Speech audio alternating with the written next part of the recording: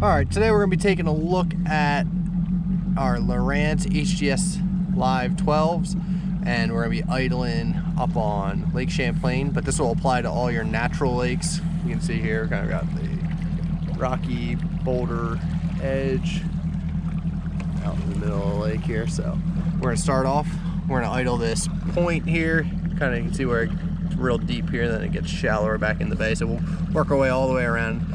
I'll show you what I'm seeing on the Sidescan and kind of interpret it as we go, and some little adjustments I do. So when I'm running my screens here, I have my left graph that has the map and my 2D sonar. And then on my right screen here, you can see I have my down scan and my side scan. And what that does, it just lets me see all the images as big as possible. I can click on them, mark a rock here, there, as we go. So you'll see as we continue on what we're gonna mark these rocks. So here's a bunch of this, though. You can see all the rocks coming out there. It's a little bit chunkier there. So that's kind of little ideas I like to look for. Those fish like to be around those irregularities. So we'll take that, put there, hit the flag. That brings up your icons. I like to use a little rock there. That way you know exactly what you're looking at. Put it down. So when I come back here, I'll be able to come in, make those casts, be able to get those fish right off those exact same areas. So we're gonna work our way right around this point here. You can see it's coming up as we get closer to the tip.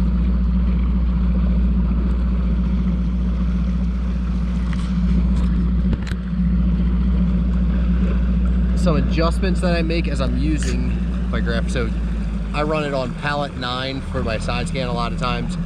That kind of just depends on the area I'm at, what the bottom looks like. Sometimes you get adjusted, it'll make it a little bit clearer, a little bit darker. So right there you can see a couple big boulders. But I'll also hit the contrast button, and you can bump that up or down depending on what you need to see. So when you bump it up, it makes it brighter. It makes it pop a little bit better. So let's see, right about right there, that's on +2 for the contrast. Sometimes I'll even back it off and go down to like -3, -4. It'll just adjust that color and let you see those rocks to stand out a little bit better. The top one on the down scan is number 8. I think that's a good one just to really pop and show those fish if you're down in those boulders. But here's that situation again where I'll scroll back, mark those couple higher, bigger rocks. And that's where there's a high percentage chance of catching a fish off of. Here you'll see there's like a little ledge that comes out. That'll be another good time spot for the summer. This fish, after they get done spawning, will move out. Get ready to set up on that. So here you can see there's a lot of those rock ledges that'll come out. It depends on where you're at. Some of the lake's flat. As we get back here in this bay a little bit more, you can see it'll get flatter.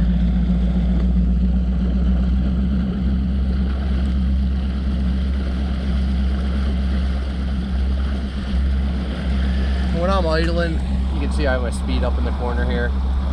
I like to keep it usually no more than 5.5. It gives you the clearest picture. If you're just idling real slow, just trying to get the best image, that'll be usually around 3.5 miles per hour. But we'll come back over, you can see the side scan starting to flatten up here. There's those lines of rock. And I have it set on 180 feet out each side. I have the structure scan 3D. That was a really big rock that we just came up over there. I have not idled this area before, so I don't know what's here, but that was really close. So you can see that comes almost to the surface. I've got my motor trimmed up just in time, but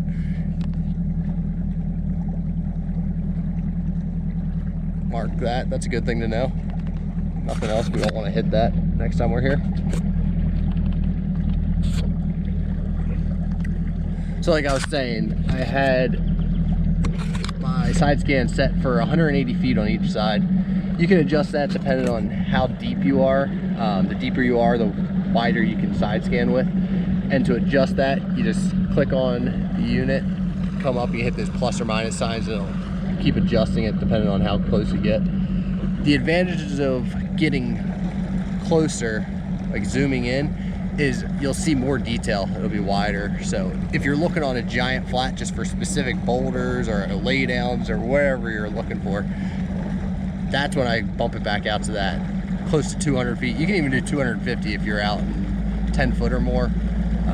But you really need to have that Lowrance 3D structure scan box. The old LSS2 really doesn't work well up shallow, and you can't side scan out super deep. It's just advances in technology they've had, so that makes it a lot better.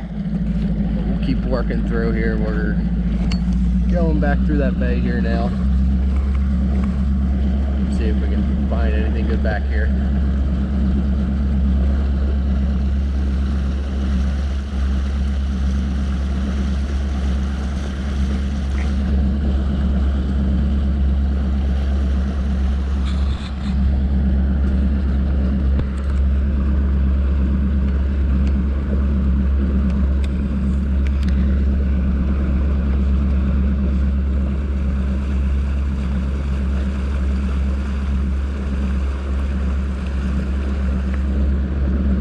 See, when you turn the boat, it actually starts to get that sliding image. So when you're side scanning, you want to try to keep it as straight as possible as often as you can. If you go straight down the edge of the banks, you'll get the best picture that way. You can see the drop off. So if you don't know what you're looking at, some like little details is, this is the bottom of the boat. That's straight under. That's the same as the down is. This is out to the right. This will be out to the left side of the boat. You can click over here. So like there's a rock. It's by itself a little bit. I'll click and zoom in on that area. That way you can put your waypoint right on top of it. That way when you come back, if you're going to fish that area, you can make that exact cast and you won't have to get right on top of it. Here you can see a couple, like a little strip of the rocks there. So that's one of the things I like to mark a lot of times. There, one there. There's a better one right there, a little bigger. Then you zoom back out with your zoom button to get it back to the 200 feet as you're going.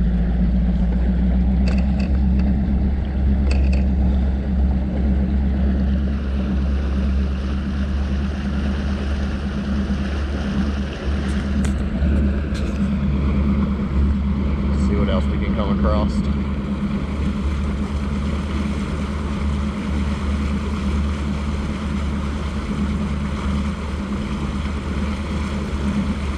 You see there, some little bit of debris down there, some sticks, maybe a little lay down.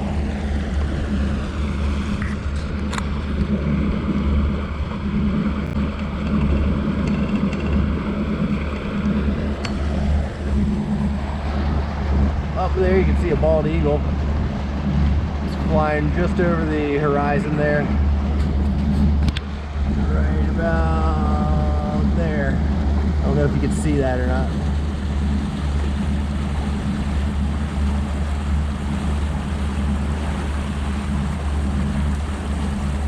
Pretty awesome though.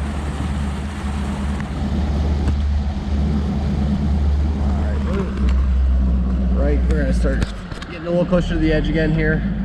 Here you can see the steep contour lines. So there's a quick drop off. As those lines get closer together, that means it's steeper. You can see here, they flatten out. I put mine into different colors zones so I know exactly how deep the areas are. I can show you how to do that real quick. So you're gonna click on your chart there, go to menu, more options, chart options, then you go to shallow water. I set mine usually at 4 feet depending on where I am, but you'll see that red dots there, that's where that 4 feet is coming from.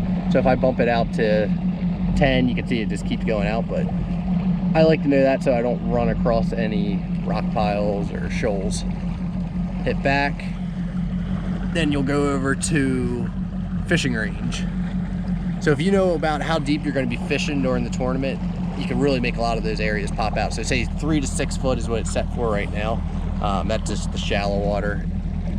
If you know you're going to be fishing out to say 25, you change it over there, get it set to 25 back, and then if you know the minimum, say it's going to be 15 to 25. That's where you know those fish are going to be living.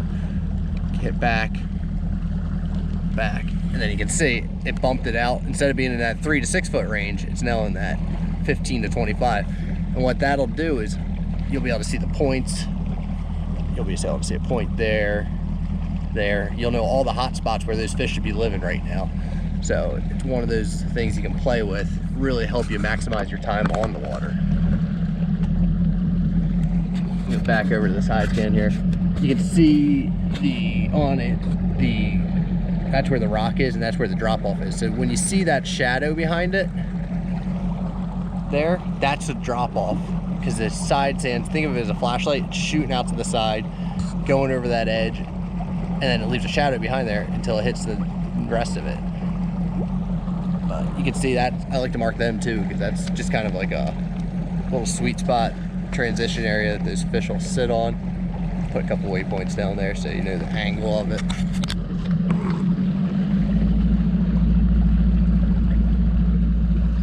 So that's kind of how I use my Lowrance units here when I'm practicing on a northern lake trying to mark some rock.